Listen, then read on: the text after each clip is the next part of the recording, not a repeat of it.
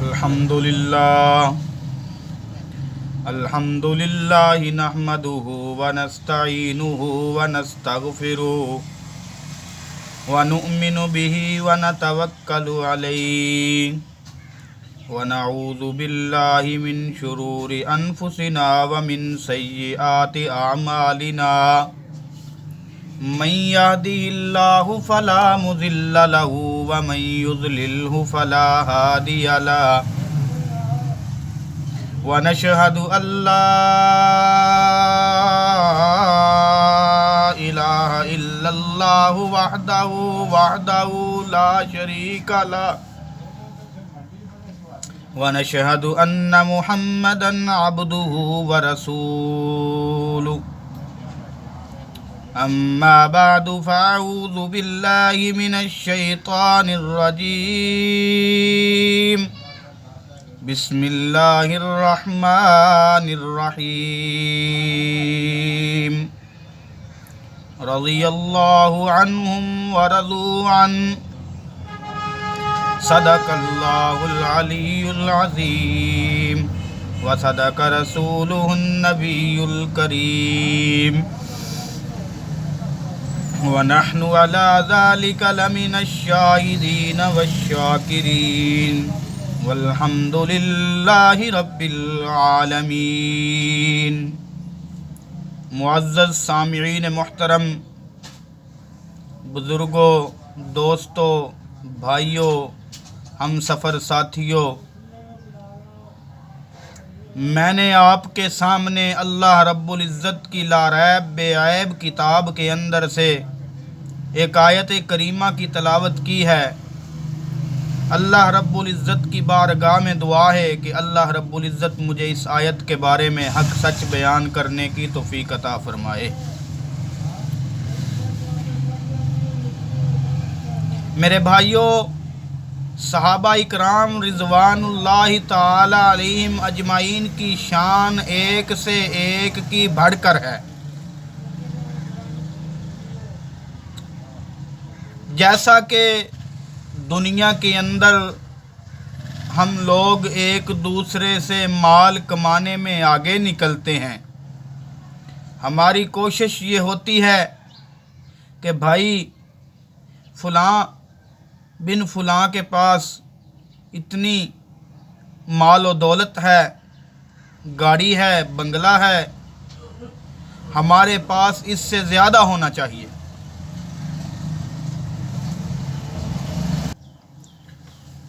تو ہم اس سے آگے نکلنے کی کوشش کرتے ہیں۔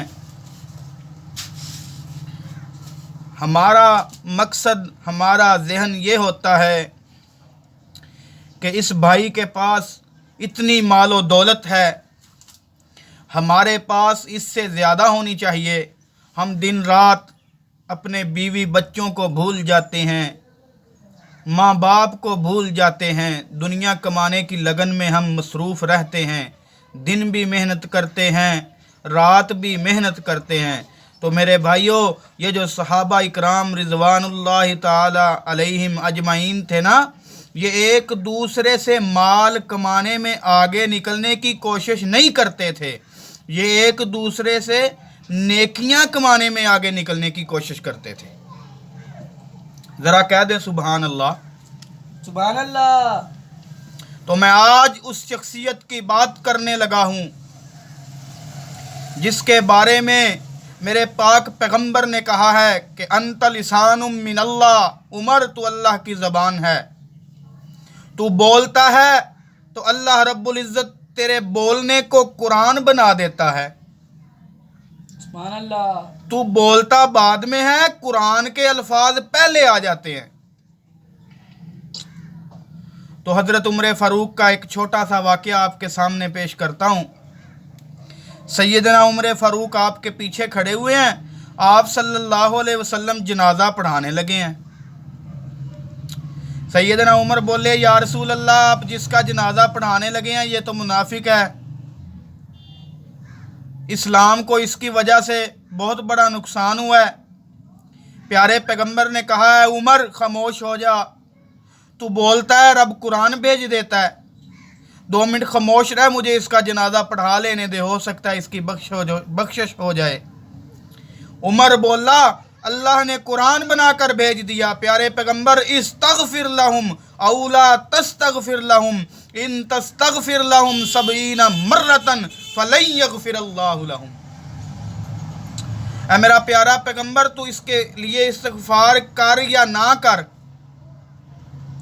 اللہ 70 مرتبہ بھی اس کے لیے استغفار کر لے, میں اللہ نے اس کو نہیں بخشنا. یہ تھے عمر. تو اللہ کے نبی محمد الرسول اللہ آمنہ کے لال عبداللہ کے در یتیم نے حضرت عمر فاروق کو انت لسان من اللہ کا لقب دے دیا. اب اس شخصیت کے بارے میں میں یہ بتانا چاہتا ہوں, حاجیوں, بیت اللہ کا حج کرنے والوں, نمازیوں, بیت اللہ شریف کے طرف منہ کر کے نمازیں پڑھنے والوں سنو, حج ادا کرنے والے حاجیوں سنو. آج بیت اللہ کے اندر کسی بغیر خوف و ڈر کے جا کر کے حج کرنے والے حاجیوں سنو, عمرہ کرنے والے حاجیوں سنو, سب سے پہلے بیت اللہ کا دروازہ جس نے کھولا تھا وہ عمر فاروق تھا. سیدنا عمر فاروق رضی اللہ تعالیٰ عنہ کے دائرہ اسلام میں آنے کی وجہ سے اسلام کی عظمت و عزت بڑھ گئی تھی. عمر فاروق رضی اللہ تعالیٰ عنہ جب اسلام قبول کر کے دائرہ اسلام کے اندر داخل ہوئے تھے تو پیارے پیغمبر کو کہا تھا آج کعبہ کے اندر سرعام نماز پڑھی جائے گی.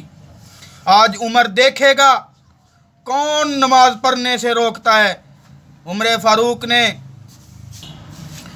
فاروق نے کہا تھا ننگی تلوار لے کر کے, یا رسول اللہ, عمر کے اسلام لانے کی وجہ ہی یہ ہے, عمر کے اسلام لانے کا مطلب ہی یہ ہے, اسلام میں عمر کے داخل ہونا اس کی دلیل ہے کہ عمر آج انشاءاللہ کعبہ کے اندر اذان ہوگی, سرعام اس کے اندر نماز ادا کی جائے گی. حضرت عمر فاروق ننگی تلوار لے کے گلیوں میں گھوم رہے ہیں, عشق رسول میں کہہ رہے ہیں کہ آئے جس نے اپنے بچے یتیم کروانے ہوں, آئے عمر کی جانب روکے عمر کو جس نے اپنی بیوی بیوہ کروانی ہو, آئے عمر کو روکے جس نے اپنے بوڑھے ماں باپ کا سہارا گنوانا ہو.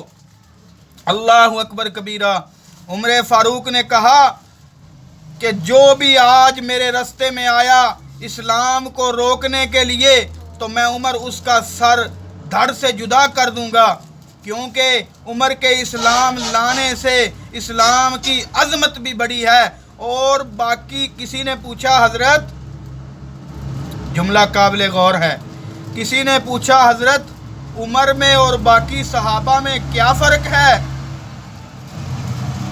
تو بتانے والے نے بتایا باقی صحابہ مرید رسول ہیں, عمر مراد رسول ہے. سبحان اللہ. قرآن کے اندر کئی مقامات ایسے ہیں جن کے اندر اللہ رب العزت نے عمر کی بات کو پک کر کے, عمر کی بات کو مان کے قرآن کا فیصلہ بنا کر بھیج دیا.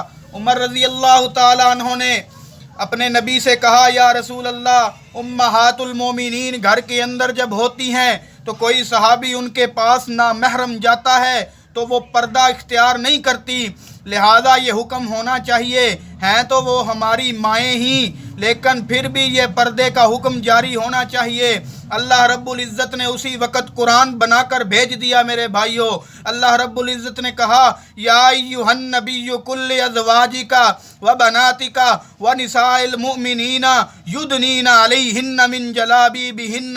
اے میرا پیارا نبی, یا ایھا النبی قل لازواجک, بس اے میرا پیارا نبی قل لازواجک, اپنیاں بیویاں نو کہہ دے, وبناتک, اپنیاں بیٹیاں کو بھی کہہ دے, ونساء المؤمنین, مومنین کی عورتوں کو بھی کہہ دے, میرا پیارا پیغمبر اپنی بیویوں کو، اپنی بیٹیوں کو، مومنین کی عورتوں کو کہہ دے یدنین علیہن من جلابیبہن کہ گھر سے باہر نکلیں تو پردہ کر کے نکلا کریں۔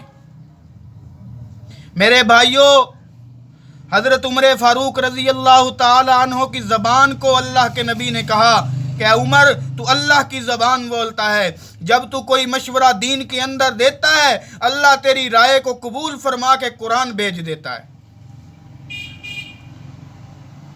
شان عمر ایک ایسا موضوع ہے میرے بھائیوں، دنیا کے سارے مفسرین مل جائیں، علماء دیوبند بھی اکٹھے ہو جائیں، سب مکتبہ فکر کے علماء اکٹھے ہو جائیں، سمندروں کی سیاہی بنا لی جائے، درختوں کے قلم بنا لیے جائیں، شان عمر فاروق لکھنے لگ جائیں، خدا کی قسم یہ سمندروں کی سیاہی ختم ہو سکتی ہے، درختوں کے قلم بھی ختم ہو سکتے ہیں، لیکن شان عمر فاروق مکمل پوری کر نہیں سکتے، کیونکہ اصحاب کا ایک ایسا مقام ہے دنیا کے سارے مفسرین مل کر بھی یہ مقام کو بیان نہیں کر سکتے۔ عمر فاروق تو پھر وہ شخصیت تھی، ایک مرتبہ مکہ مکرمہ کے اندر زلزلہ آیا، دور خلافت حضرت عمر کا تھا، اللہ اکبر کبیرہ، یا شاید مدینہ منورہ کی بات ہے، تو عمر فاروق نے کہا، پہاڑ کے اوپر عمر فاروق چل رہے تھے، عمر فاروق رضی اللہ تعالی عنہ نے پہاڑ پر اپنا پاؤں مارا اور کہا اے زمین تو کیوں کانپ رہی ہے، رک جا، یہیں رک جا، کیا تیرے اوپر عمر انصاف نہیں کرتا؟ سیدنا عمر فاروق نے پہاڑ پر اپنا پاؤں مارا اور کہا اے زمین تھم جا، کیا تیرے اوپر عمر انصاف نہیں کرتا؟ اگر تیرے اوپر عمر انصاف کرتا ہے تو اپنے آپ کو کپا نہیں، زلزلے کی شکل اختیار نہیں کر۔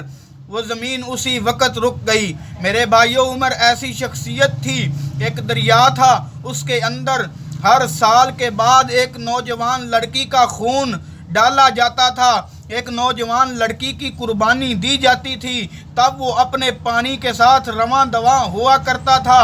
سیدنا عمر فاروق نے رکا لکھا، لکھتے کیا ہیں؟ لکھتے ہیں سیدنا عمر فاروق، اے دریا اللہ کے حکم سے چلنا ہے تو چل، ورنہ دور عمر میں تیرے پانی کی عمر کو کوئی ضرورت نہیں ہے۔ کہنے والے کہتے ہیں کہ جب عمر فاروق کا رکا اس دریا کے اندر ڈالا گیا، اس دن سے لے کر آج تک اس دریا کا پانی اپنی سطح سے نیچے نہیں ہوا۔ میرے بھائیو، یہ ہیں عمر فاروق رضی اللہ تعالیٰ عنہ۔ اللہ رب العزت سے اس قدر ڈرتے تھے کہ اپنی دور خلافت میں اتنا خیال کرتے تھے، رو رو کے یہ کہا کرتے تھے کہ عمر کو اللہ سے بڑا خوف آتا ہے۔ پوچھنے والے نے پوچھا، اے عمر کیوں ڈرتا ہے؟ تو صحابی رسول ہے، اللہ کے نبی نے تجھے دنیا کے اندر ہی جنت کی بشارت دے دی ہے۔ حضرت عمر فرماتے ہیں کہ عمر کے دور کے اندر اگر کوئی کتا بھی پیاسا مر گیا تو میں ڈرتا ہوں کہ کل قیامت کے دن میرا اللہ مجھ سے پوچھ لے گا کہ اے عمر تیرے دور خلافت میں وہ فلاں فلاں کتا کیوں پیاسا مرا ہے؟ میں تو اس لیے اپنے رب سے ڈرتا ہوں۔ سیدنا عمر فاروق راتوں کو اٹھ کر بھیس بدل کر لوگوں کے گھروں کے دروازوں کے ساتھ کان لگا کر سنا کرتے تھے ان کی سرگوشیاں، کیا یہ لوگ بھوک کی وجہ سے وقت کے امیر کے مخالف باتیں تو نہیں کرتے؟